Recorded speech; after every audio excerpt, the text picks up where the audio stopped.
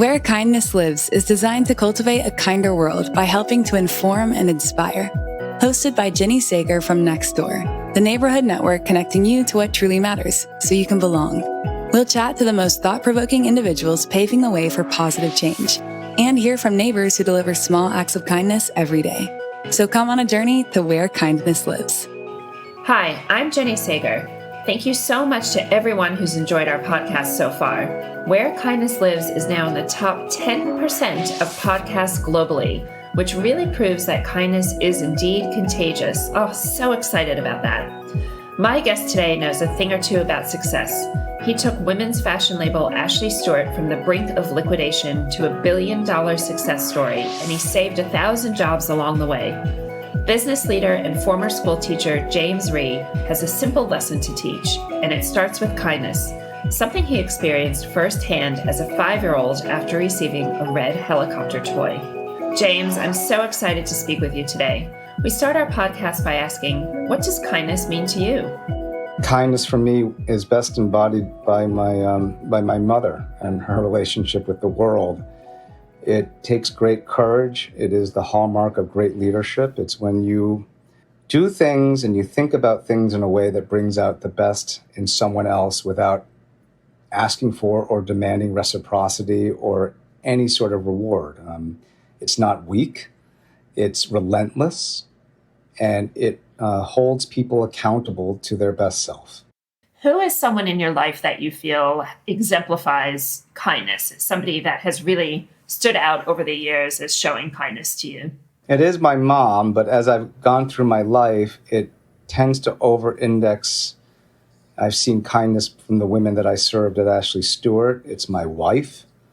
Not that men cannot be kind. I think a lot of men want to be kind, but there are a lot of social mores for some reason that tell them that that's weakness. But in my life, it's been more women that it's particularly my mom, that they just did things that they set up the theater or the art or the system for others to be their best selves. And my mother was like that. My mother had a difficult life in the United States. She immigrated from Korea. She was stuck in the house for way too long. And she, she pushed us to be like good citizens of our country, good citizens of our family. And she never asked for anything. And it was my mom. That's amazing. And I think I touched on something about men and kindness that I want to talk a little bit about later as well. And it's interesting because that the person that I'd say put you on this journey actually was a dad, right? And showed you a bit of kindness. So can you share what happened if we rewind all the way back to 1976 and what happened at school that really opened your eyes to kindness? Yeah, I was in kindergarten with a bowl cut, and I was, just the only Asian kid, actually, too, in a public school on Long Island. And my mom, we didn't have a lot of extra funds running around the Rhee household in 1976, but my sandwich and my lunch was always perfect. So my mom would wake up early and make me a perfect sandwich. There would always be like an extra slice of bologna on the sandwich. And I came home from school one day with a toy red helicopter that my parents knew it wasn't mine. And there's a lot of confusion. First, they thought I took it from school. And the next, they thought that they had messed up because they didn't know that in America, you're supposed to exchange gifts with 5-year-old kindergartners. And I explained to them that I was the only one who got it and that there was a father with 3 older siblings who came in to give me this toy red helicopter, and I couldn't understand why I had received it. I was just happy that I had a toy. And then they found out later that I got the toy because I had been sharing my lunch with my friend who often came to school without lunch because, as it turns out, his mother had passed away that summer. And the father was bereft. I mean, he was a dad. We didn't live in an affluent neighborhood, and he had 4 kids under the age of 12. And my friend didn't have food. And so I just did it. And I didn't expect a reward. So in some ways, I thought I was going to get in trouble for sharing food when we didn't have a lot either. And so that was what happened. And like, I never forgot it. Like, it's been this sort of meme, or like Brad Pitt would say, like a memento, like in my head. And it's the best gift I've ever received, like in my life, because it was just done so graciously. He didn't make it cheap. He just kind of stroked my head. I remember him just kind of stroking my head and not telling me why I got it. And he, like, the real hero of the story is my friend's father, like just taking the time to do that, like coming in and just wanting to sort of do that for a kid. It taught a kid a lifelong lesson. It's really reminded me, it's been a North Star for me. It's been I never not want to be that person, because it's so obvious it's the right thing to do. And then you get old and you confuse knowledge for wisdom, and people tell you you're supposed to learn all these fancy things and you're supposed to be smart, and like kindness is stupid and being generous is stupid. And for the life of me, I have tried to not live like that. And as you know, it's not easy to live like that. For some reason, we seem hell-bent on being cruel. But I think things like this podcast and what you all are doing in Next Door, we're just trying to remind people that you do need each other. And did you feel that impact immediately? So even because you were quite young then, as you said, you were about 5 years old. And is that something that straight away influenced you, or was it when you were in, high school or even your 20s or older that you went, my gosh, that was a big thing for him to do? It keeps crescendoing in my life. I think like most good things, it compounds. So there are very few things, like this is me being dorky, but like in systems dynamics, and there are very few things in nature that are not a closed loop. It's like a perfect equilibrium. But there are a few things where you have open feedback loops that compound forever. So unfortunately, one of them is money, which is one of the reasons why wealth unchecked compounds unnaturally forever, right? You can never stop it from compounding. But my belief is that kindness and love also compound forever. These are open loops. It's not equilibrium. And so every year I get older, every year that I'm more of a father of my 3 children, like I recognize the graciousness of my friend's father, like that little thing. And it's led to a lot of things in my life. That one gesture from him, it's allowed me to have the courage to do some things in my life to benefit other people. Like the ripple effects are continuing to be felt, including being on this, chat with you. Yeah, and it's amazing when you have those kind of life-changing moments, I think. And you touched on this a little bit, but I know that you spoke about when you were younger, you didn't really relish material things. So you didn't grow up in a household that had a lot of luxuries, and instead you were taught really to nurture relationships and truth and an education. And how did that influence who you are today? And I guess, how would you help people instill that in their own household? I always emphasize the second definition in words. I think words matter a lot, definitions matter. So I don't take shortcuts with words. So capital. Like I teach my kids that capital is it's not financial capital.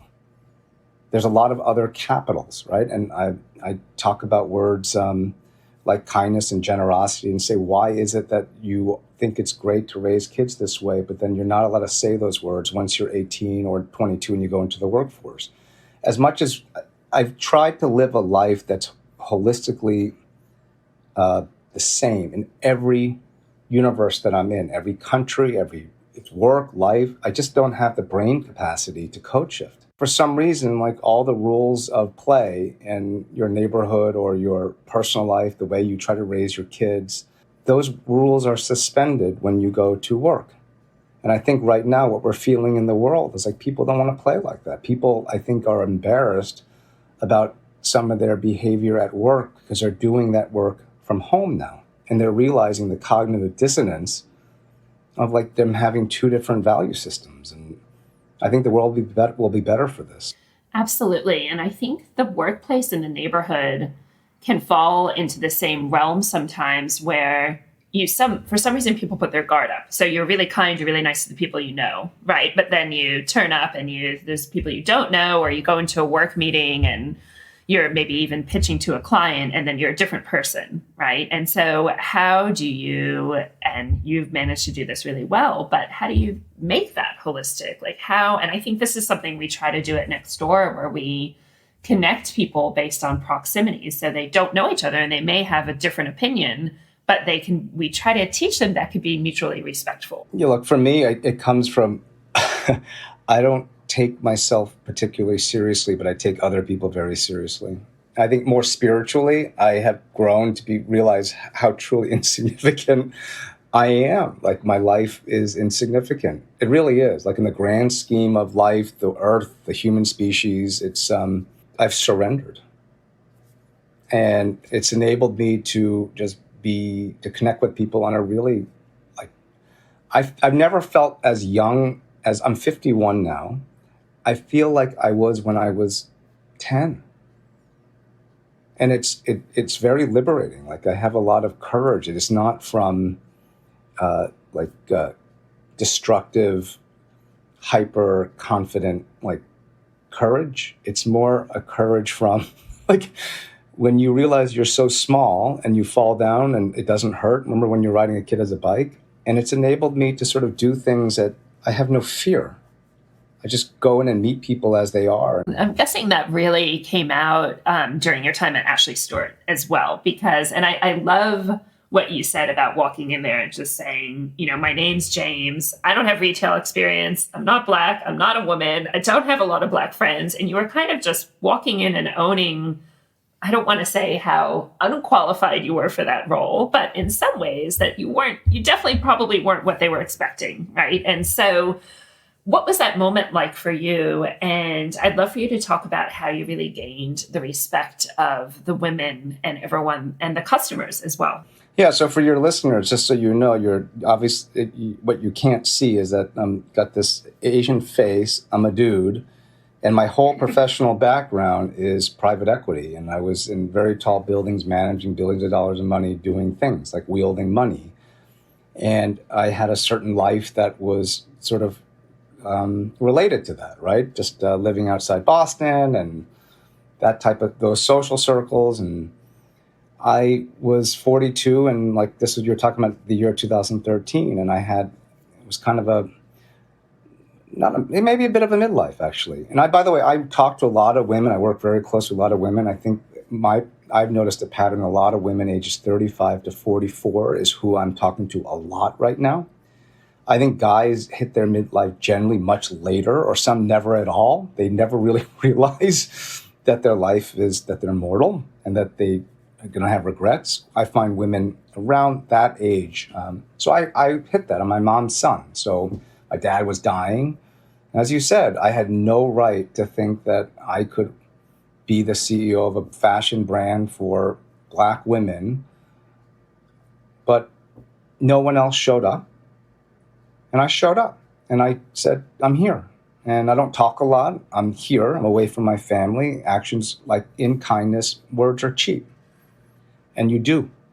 And you do it every day. You do it consistently. And I showed up. And I showed up every day. And they said, you're still coming. And I said, I'm here 20 hours a day. And I wanted to do it because I believed in these ladies. I believed that I really admired what they were doing under very difficult conditions in the neighborhoods across America. They were true leaders because they were kind, like how they were interacting with their customers and women visiting their customers, like in hospitals, if the customer didn't have any family. Just saw it. And they were great leaders because they weren't asking for any recognition. And so I think what a good friend does, when you see people doing that, just like my friend's dad did for me, I think our job is to tell those stories and to really amplify and show people without cheapening it how gracious and wonderful what you're seeing is, the relationship between parties A and B. That was my job. I set the whole business model up so that I was party C. I wanted the world to see what I saw between these two women. I think in doing so, I think why we're talking on the phone now, why I did the TED, what's happening, people realize, oh my gosh, you were where we are today 10 years ago. you changed your life. Different, quote, work-life balance, different value systems. We hit on a lot of thorny things like gender and race and what is a leader and what's the purpose of a business. And when you think about all this, you realize that all of the organizational and quantitative aspects of work have to change because kindness needs a slightly different form of accounting.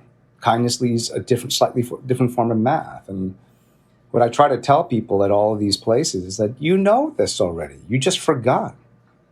You knew it when you were young. And now you think you're older and smarter and you have all these degrees. And I think as adults, I think that's what a midlife crisis is. You realize maybe I was much smarter and wiser when I was 10. Whether you're an owner of a cafe and you're looking at your balance sheet every day, or you're somebody who's the CEO of a major corporation, when you've got that P&L kind of weighing over your head, how do you prioritize kindness?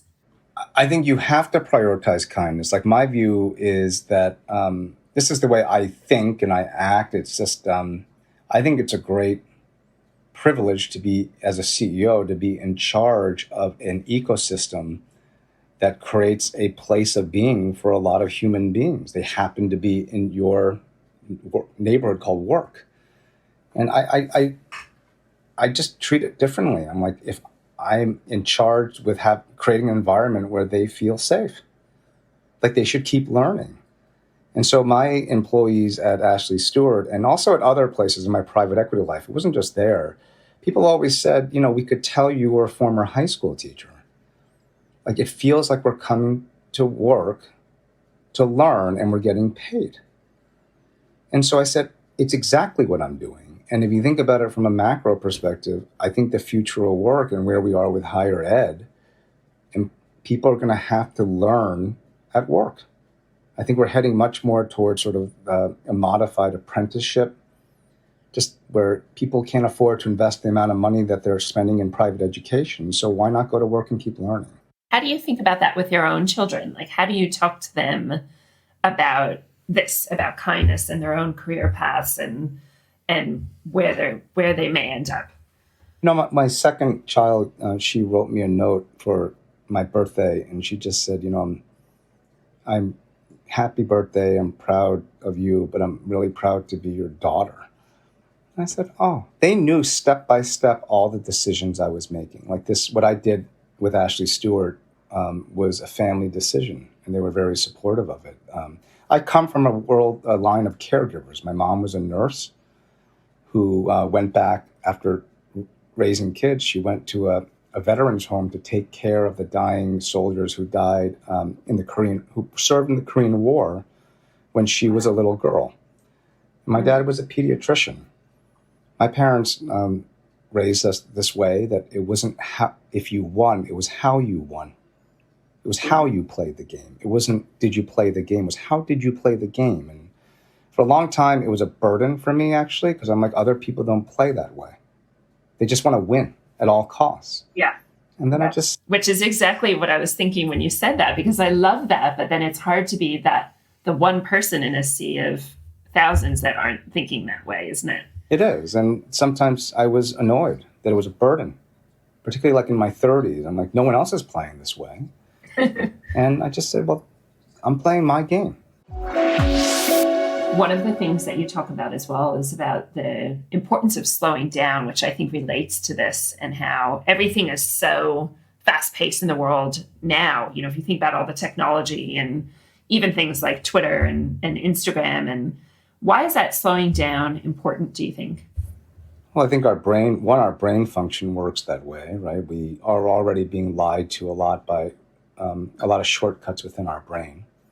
I don't trust a lot what I see. I trust a lot what I smell and taste. I've been really much more relying on my intuition these days, because I think increasingly we're going to have a harder time deciphering like things that we think are fact and deduction they're not, because these are orchestrated images and orchestrated. I don't believe a lot of the things I'm seeing. So I have to really slow down and sort of go back to a deeper place. But two, it's like I also have, getting back to the vocabulary, I'm tired of using words like winning disrupting, destroying. I beat you. I took your market share. I just think it's real scarcity mindset language. And how do you change that, though? Like, how do you get people to stop using those terms, for example? Well, I mean, part of this is doing things like this and doing my TED Talk and like just talking about it. It's teaching at MIT and Howard. I've been teaching a lot of different universities and high schools and business schools and working with accrediting organizations of business schools and also the independent school network here in the US about how do we teach finance or teach accounting. Like, I'll give you an example. When I teach women about like future value calculations and like I always make them calculate what the future value of the pink tax is. I don't just talk about the formula and saying, here, this is how you use to make money. I put finance and I put it in social justice terms and say, calculate how much extra money now you need in your retirement account because of all the social mores and all the ridiculous pricing that's taxing you. And you're going to realize that you're not asking for the correct thing. You're asking for like compensation parity, but based on what I see, you should be asking for like 1.2, 1.3 times what the men make. And so every time they think about future value calculations, they learned it by learning about justice. We don't teach it that way. And that's what I'm doing right now is saying, and that's what all of Ashley Stewart was. The entire math, the entire finance theory, I went to solve a social problem. I think it's the same when we talk about with Nextdoor using tech for good and having that social responsibility and thinking about the social capital. And I think one of my favorite things about my role is being able to see those pockets of kindness pop up in neighborhoods all over the world and really seeing those beautiful stories and just looking at how we're reconnecting people and combating the loneliness and social isolation that's happening at a neighborhood level all over the world, which I think is really great to see. I call it vitamin S. You know, you've got to get that social dose every day. And for an introvert like yourself, is that hard to do? I think I walked around much like I must look like I'm lost because people always reach like they must think I'm like a little space cadet because people have been very gracious. I mean, I used to write for like Let's Go Austria. Picture me hitchhiking in the Alps in 1993 with this face in the Alps. And, you know, like the Austrians, like they would sort of slow their car down. Like, who's this? And your German's really good. And, you know, they invited me back to have Speck and Schnapps. And it was just like that when I was running Ashley Stewart. I'm in a black neighborhood in Southside Chicago, and like people could tell that I was a little bit out of place, and they helped me. They said, "Hey, I've had that experience a lot, like much more than negative experiences. Except we like to just harp on the negative experiences. I've seen much more kindness and much more neighborly behavior.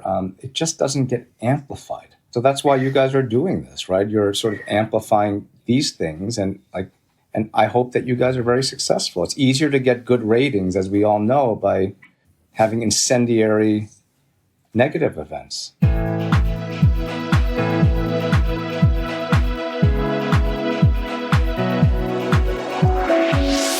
So one thing we always do in this podcast is we share a story from a next door neighbor somewhere around the world. And this is one from California. And speaking of men in the neighborhood, this is Jorge's story. So his neighbor wrote in to us and actually said, "My super amazing neighbor saved our other neighbor's life. Her house was burning and she had no idea.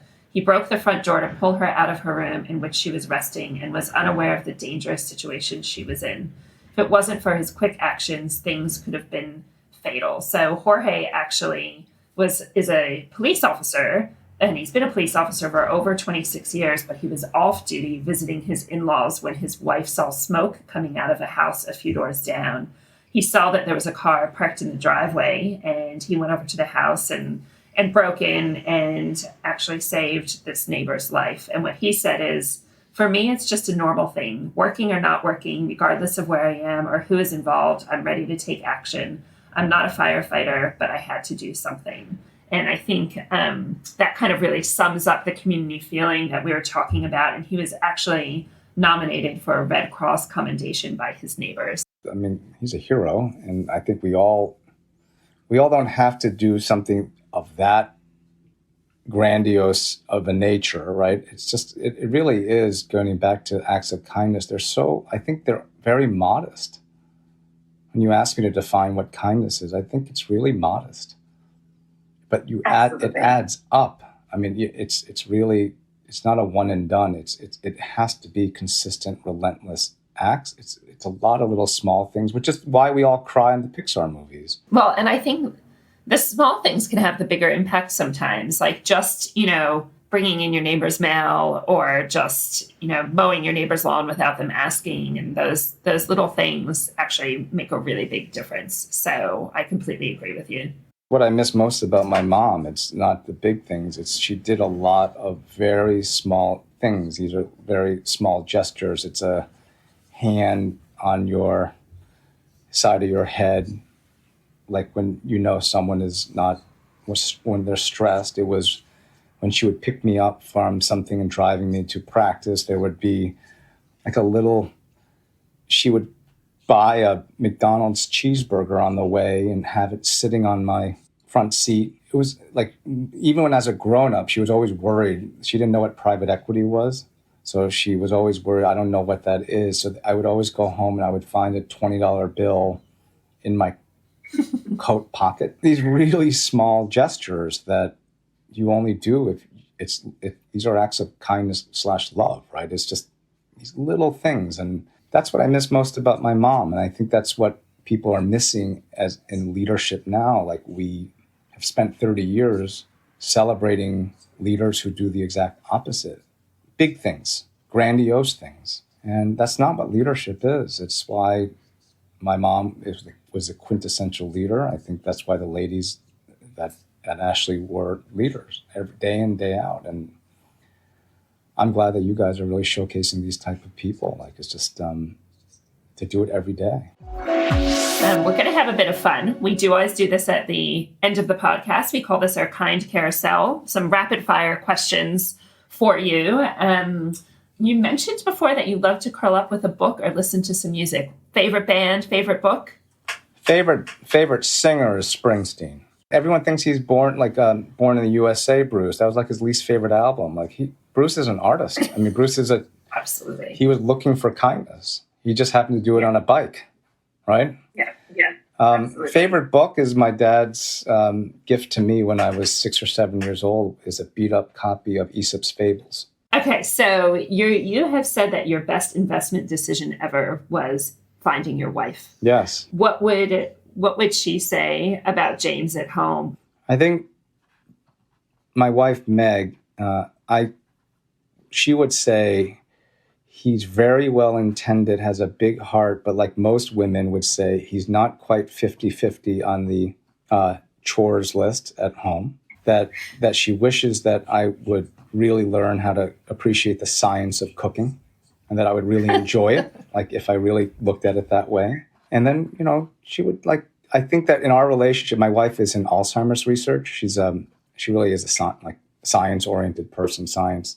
That I bring, I'm like a big teddy bear, actually. I think I'm like a golden retriever. That's sort of my personality. Oh. I'm like a dog. Who doesn't love a golden retriever? That's kind of my personality. Before we go, where can people find you? Where can the listeners learn more about James? I think you've got some exciting things coming up. Anything you can share? Yeah, I have I was sort of teased into making a website called redhelicopter.com.